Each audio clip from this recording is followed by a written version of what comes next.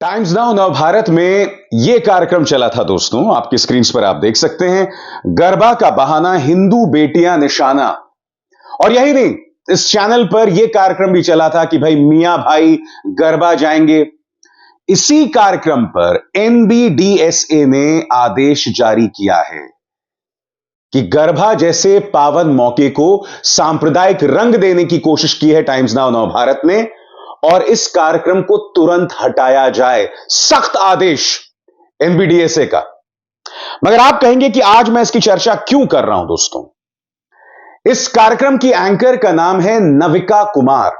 इत्तेफाकन नविका कुमार उन तमाम एंकर्स में शामिल हैं जिन्हें इंडिया गठबंधन ने बॉयकॉट किया है, जिनका बहिष्कार किया गया है। दोस्तों आप देख सकते हैं, ये वो पूरी लिस्ट है एंकर्स की जिसके बारे में इंडिया गठबंधन ने कहा था कि भाई हम इनके कार्यक्रमों में नहीं जाएंगे।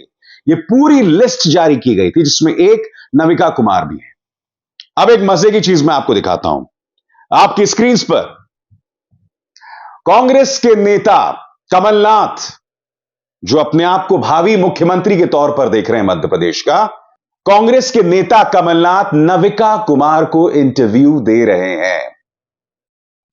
मैं फिर आपसे सवाल पूछता हूं दोस्तों, वो जो लिस्ट जारी की गई थी उसकी क्या वजह थी?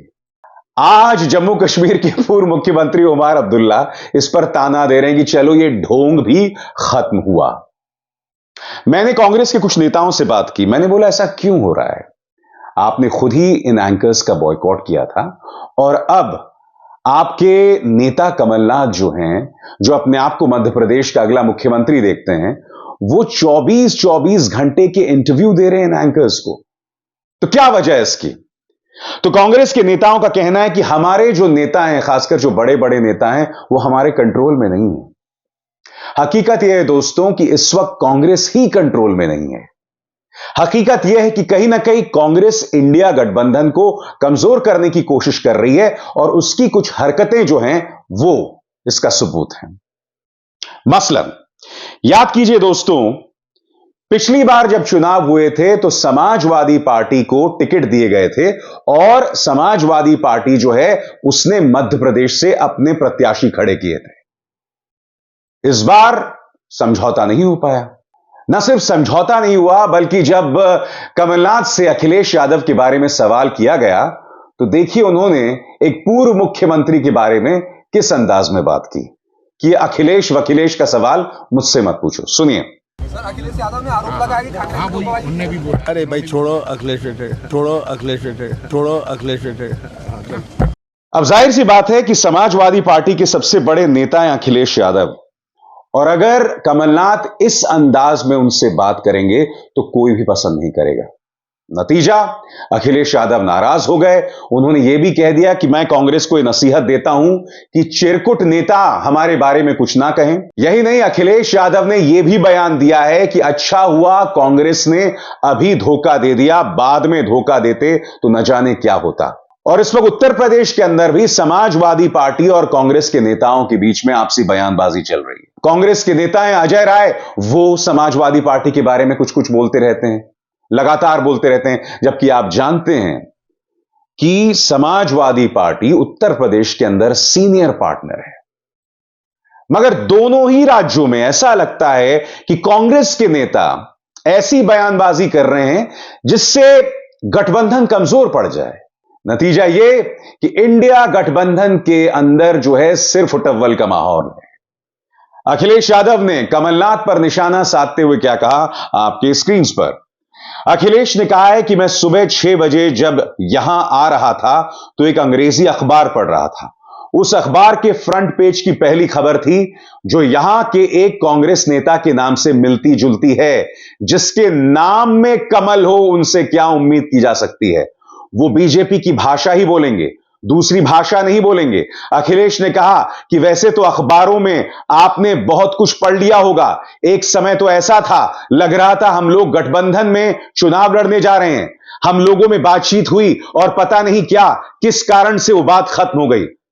गठबंधन में चुनाव लड़ने का मौका मिला था। मैं तो कहूंगा यह अच्छा किया कांग्रेस ने, अभी धोखा दे दिया, बाद में धोखा दिया होता तो हम कहीं के नहीं बचते। आपकी स्क्रीन पर नीतीश कुमार। नीतीश कुमार ने बयान दिया है कि चूंकि कांग्रेस इस वक्त चुनावों में बिजी है, इसलिए वो गठबंधन के लिए वक्त नहीं निकाल रही है। हालांकि मैं आपको बतला दूं, न्यूज 24 ने उनके बयान को बढ़ा चढ़ाकर पेश किया है। न्यूज 24 के मुताबिक कांग्रेस को इंडिया गठबंधन से कोई मतलब नहीं।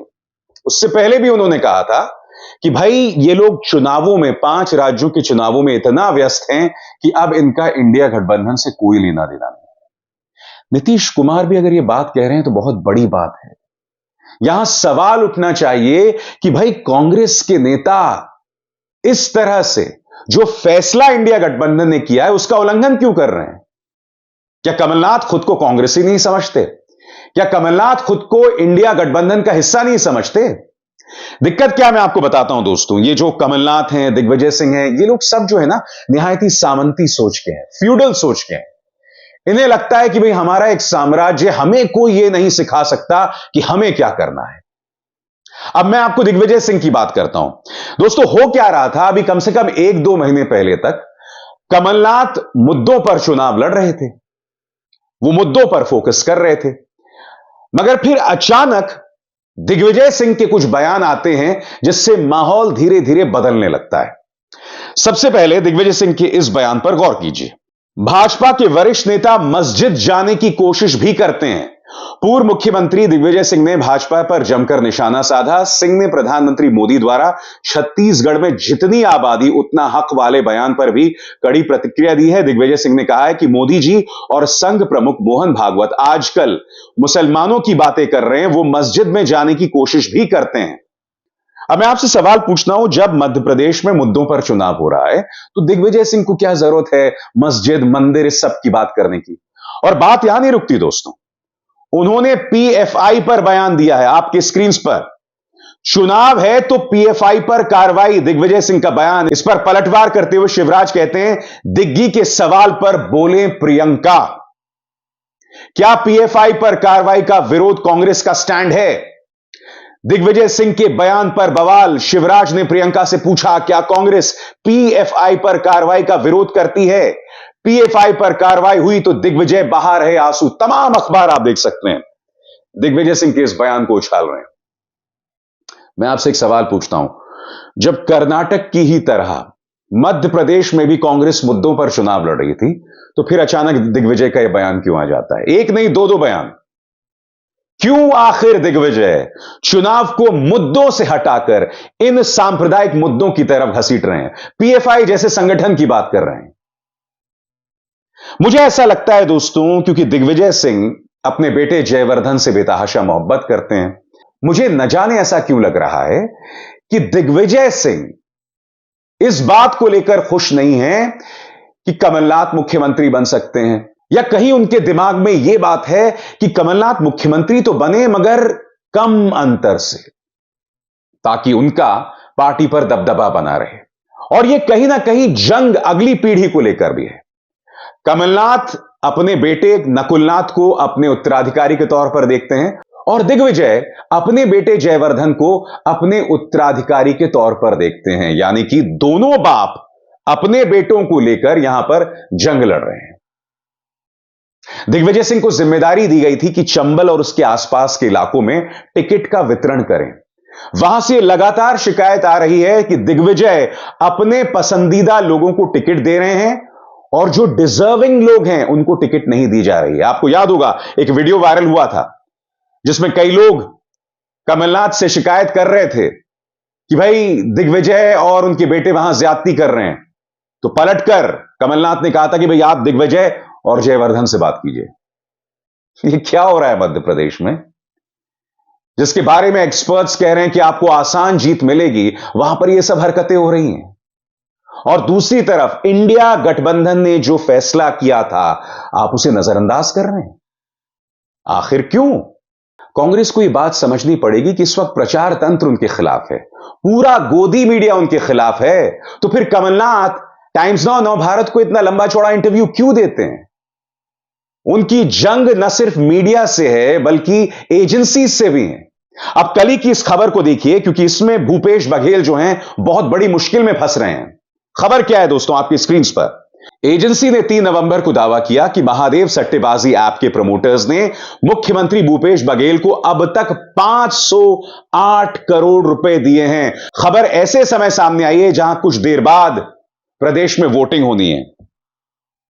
यहां ईडी दावा कर रहा है कि एक व्यक्ति ने 508 करोड़ की रिश्वत दी है भूपेश बघेल को। अब भूपेश बघेल पलटवार कर रहे हैं कि अभी हाल ही में ईडी के 2 कर्मचारियों की गिरफ्तारी हुई थी राजस्थान में। भूपेश बघेल यह कह रहे हैं कि कल को अगर इन कर्मचारियों से यह बुलवा लिया जाए कि हमसे प्रधानमंत्री नरेंद्र मोदी ने कहा था रिश्वत मांगने के लिए, तो इसका दोष नरेंद्र मोदी पर थोड़ा ना मढ़ा जा सकता है, प्रधानमंत्री पर थोड़ा ना मढ़ा जा सकता है। मगर मैं आपको बतलाना चाहूंगा कि खुद अदालत ने कहा था कि मनीष सिसोदिया के खिलाफ कोई सबूत नहीं है, सिसोदिया भी जेल में है। इसीलिए गिरफ्तारी की तलवार जो है वो भूपेश बघेल पर भी लटक रही है। उन्होंने किस तरह से पलटवार किया, यह सुनते हैं। यह खबर दिखलाने का मकसद यह है कि कांग्रेस का सामना एजेंसी से भी है। मैं अभी इस पर टिप्पणी नहीं करूंगा कि ईडी का केस सही है या गलत है। ईडी ने अपनी विश्वसनीयता इस तरह से तार-तार कर दी है, सिर्फ और सिर्फ विपक्ष पर निशाना साध के, कि आज की तारीख पर उन पर कोई विश्वास नहीं रहा, कोई विश्वास नहीं रहा। इसीलिए आज की तारीख में भाजपा के समर्थक भी इसे कोई बहुत बड़ा मुद्दा नहीं बना रहे हैं, जो भूपेश बघेल पर अब गिरफ्तारी की तलवार लटक रही है। मगर मेरे बतलाने का यह मकसद यह है कि कहीं ना कहीं कांग्रेस को समझना पड़ेगा कि वो नफरती मीडिया को बढ़ावा नहीं दे सकता। और मैंने आपको कार्यक्रम की शुरुआत में बताया, जिस महिला एंकर को कमलनाथ ने इंटरव्यू दिया, उसी महिला एंकर के खिलाफ एनबीडीएसए ने आदेश जारी किया कि आप गरबा जैसे पावन मौके को सांप्रदायिक रंग दे रहे हैं। ऐसे एंकर्स को कांग्रेस के नेता इंटरव्यू दे रहे हैं। देखिए, यह बात मैं समझता हूं कि इस वक्त संघ और भाजपा के खिलाफ अगर किसी व्यक्ति ने वाकई बगैर डरे अपनी आवाज बुलंद की है तो वो राहुल गांधी है। एक तरह से कहा जा सकता है कि संघ को जितनी नफरत नेहरू और गांधी से थी ना, उसके बाद कांग्रेस में कोई ऐसा नेता आया है जिससे संघ भाजपा बेतहाशा नफरत करती है, जिसे संघ और भाजपा बर्बाद कर देना चाहती है। राहुल गांधी बेबाकी से मुद्दे उठा रहे हैं, लगातार उठा रहे हैं, मगर यह नहीं कहा जा सकता है कि देखिए राहुल गांधी तो मुद्दे उठा रहे हैं मगर उनके पार्टी के नेता ऐसा नहीं कर रहे हैं। अगर उनके पार्टी के नेता मसलन कमलनाथ या दिग्विजय इस तरह की हरकतें कर रहे हैं तो उन पर अंकुश डालने की जिम्मेदारी भी राहुल गांधी की है। राहुल गांधी को चीजों को हाथ में कंट्रोल में लेना पड़ेगा। यह बात नहीं कही जा सकती कि साहब राहुल गांधी तो अच्छा काम कर रहे हैं मगर उनके पार्टी के नेता उनके कंट्रोल में नहीं है। इसका यह अर्थ निकाला जाएगा दोस्तों कि राहुल गांधी तो हीरो बनना चाहते हैं और वो दुनिया को यह बतलाना चाहते हैं कि देखो मैं तो बेबाकी से मुद्दे उठा रहा हूं मगर मेरे पार्टी के नेता ऐसा नहीं कर रहे हैं। अरे भाई, आपके पार्टी के नेता आपके कंट्रोल में क्यों नहीं है?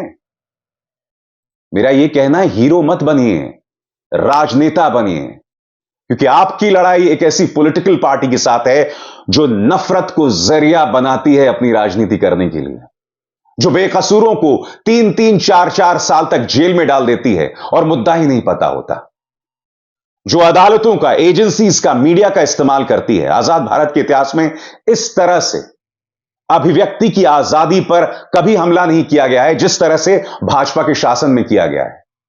इसीलिए अगर आपको मुकाबला करना है भाजपा का तो आदर्शवाद पर नहीं, सुलझी हुई राजनीति पर करें।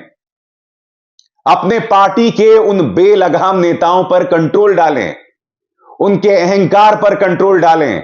आप 55 सीट की पार्टी हैं भाई, किस बात का अहंकार, किस बात का अहंकार? अगर यह अहंकार जारी रहा मान्यवर तो अगली बार 50 से नीचे आ जाओगे। दोस्तों, इस देश का दुर्भाग्य है कि एक तरफ एक पॉलिटिकल पार्टी है जो सत्ता में है और जो बेजा ताकत का इस्तेमाल करती है, लोग जो आवाज उठाते हैं उन्हें कुचलने का प्रयास करती है, और दूसरी तरफ एक ऐसा विपक्ष है जो अपने निजी स्वार्थ से नहीं उठ पाता। मैं जानता हूं आज मेरी इन बातों को कई लोगों को बुरा लगने वाला है, मुझे परवाह नहीं है, जो दिख रहा है वो मैं दिखा रहा हूं आपको। और ये अपने आप में एक बड़ी त्रासदी है कि इस देश के विपक्ष की क्या हालत है।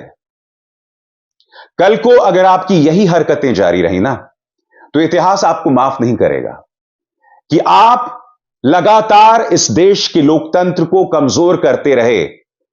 आप इस देश को एक मजबूत विपक्ष भी नहीं दे पाए, क्योंकि अगर इस देश में एक मजबूत विपक्ष नहीं होगा तो लोकतंत्र तो कमजोर होगा ही ना।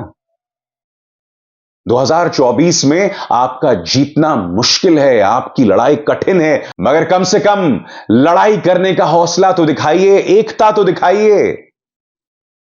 राजनीति को मजाक मत बनाइए, और राजनीति किसी की बपौती नहीं है। राजनीति में हीरो का कोई रोल नहीं है। वो हीरो प्रेरणा हो सकता है, मगर इस हीरो को अपने साथ सबको लेकर चलना पड़ेगा। अभिसार शर्मा को दीजिए इजाजत। नमस्कार। स्वतंत्र और आजाद पत्रकारिता का समर्थन कीजिए, सच में मेरा साथी बनिए। बहुत आसान है दोस्तों, इस ज्वाइन बटन को दबाइए और आपके सामने आएंगे ये 3 विकल्प, इनमें से एक चुनिए और सच के इस सफर में मेरा साथी बनिए।